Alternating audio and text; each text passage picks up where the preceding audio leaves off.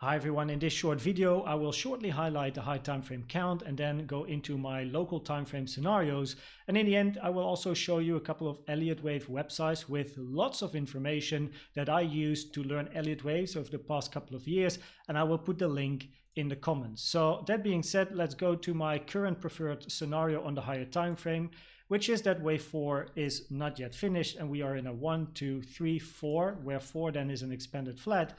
And then eventually we go for 5, ending around 30K, and then move down for a high time frame wave C, because then this is an A, then we have B, and then we have C. If you want to know more about my high time frame counts and different scenarios, make sure to watch the video that I made, well, 2 videos ago, basically, the video of last night. So let's go into the local time frame. And this is currently my preferred scenario, where we are in a channel, which is then the W, X, Y, X, Z. Now, locally over here, I have wave Y ending at the lows. However, there's also a scenario where wave Y ends over here. And these two, even though you might think they might look quite similar, they actually give completely different results of what might happen with the price section at the moment, because the one is actually bullish and the other one is more bearish. So with the scenario you see now, where wave Y is ending down here, this gives us the scenario that wave X is going to be some sort of a zigzag, which means it's a 5 impulsive move, 3, 5. And the invalidation for this scenario is if we take the lows over here. So if we take the lows over here, then wave Y, in my opinion, is not, well, can't be a zigzag anymore, which is a 5, 3, 5.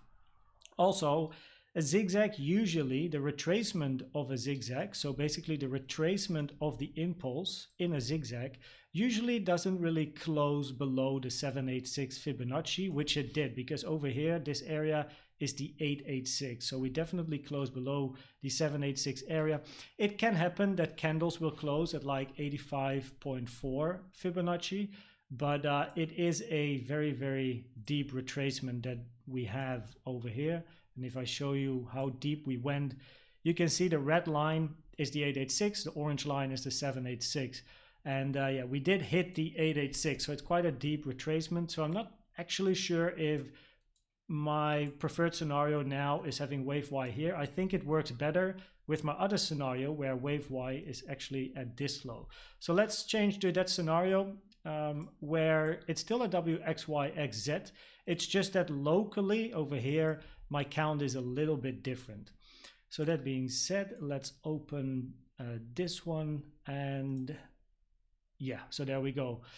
So in this case, we still have here the W, X, Y, X, Z, but now I put the Y over here. So we have a 5-wave move to the downside.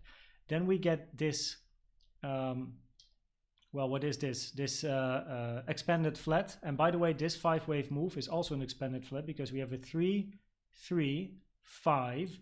That is why wave A ends over here, which then is also wave Y ending over there. And then what happens now is this is not a zigzag. This is not now a wave A, but this is a wave C. So now we have wave A, B, C, which then means that we could get in the X an expanding flat, because this is now a 3-wave.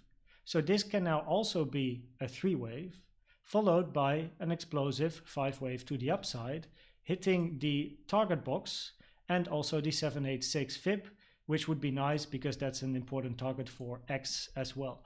And this scenario is currently my preferred scenario. Now, of course, not saying, as I did just now, that we can't just move up, because that is the other scenario where Y is ending over here.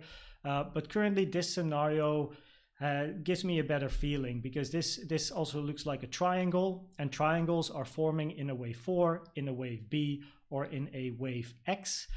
So for me, it looks like this is then an A, then this is some sort of a triangle B, followed by a wave C, and a very common target for a wave C is the 0.618. And that is actually a very nice target. Why? Because it also matches with the low that we had at the W. So we can take some liquidity, we hit the 0.618, and we also reach my famous fibs over here, the 1.236 and the 1.38, which always is a great area. So yeah, I'm looking for this scenario. I'm not sure if wave E is finished. I would suggest, I mean, usually with triangles, each wave, so we have the A and then the B and then the C should hit the CC or 786 line. And E has not yet hit the CC line. So it would be nice, ideally, that wave E is going to move up now to the CC or the 786 area. Invalidation is if we take the high of C, this triangle is invalidated. But for now, it's still right. So if we move up to the golden pocket area, which is the 618 to the 786 in this case. Let me actually put on the fibs so you know the levels.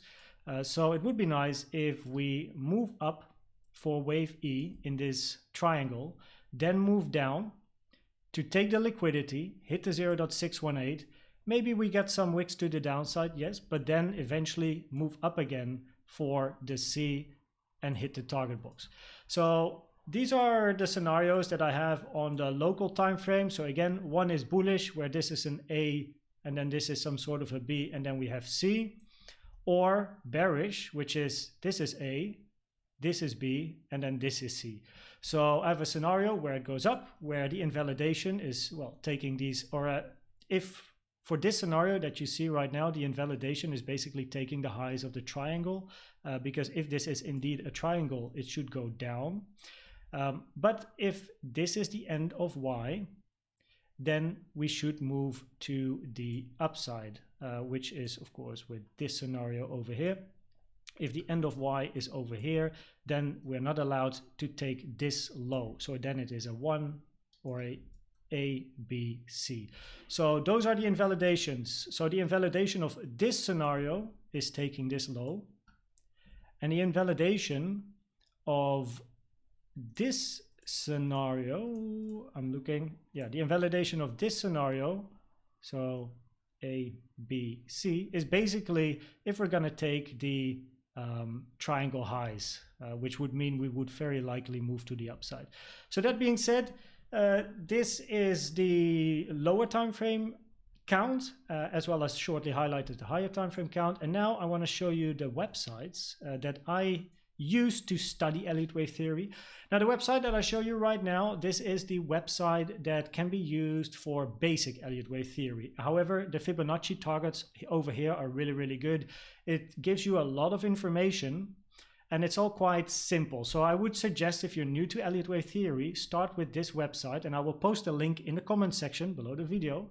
So start with this one and scroll through it and check it out. And then if you want to have more information and really deep dive into the content, then I would suggest you go to the other link that I also post in the comment section, which is this one. This one goes a lot more in depth, gives you a lot of examples as well, with extensions here in the motive waves, the impulsive waves. It also gives you Fibonacci retracement, extension guidelines, diagonals with pictures and everything included. So I would suggest, if you're new, start with this and try to learn everything that's on this page, and then later you can move to this and try to, gain even more knowledge. So yeah, these two websites will be put in the comments, completely free. Like, you can just access these websites. You don't have to buy anything. It's just there. It's just online. And they are very, very, very helpful. And to this day, I sometimes still use these websites to double check some of my ideas. So yeah, very, very good. That being said, thanks for watching this video. My next video will be at 7 p.m. tonight, Central East European Time, CET. So thanks for watching. Have a good morning, have a good afternoon, have a good evening or night, wherever you are in the world. And I hope to see you at the next video. Bye-bye.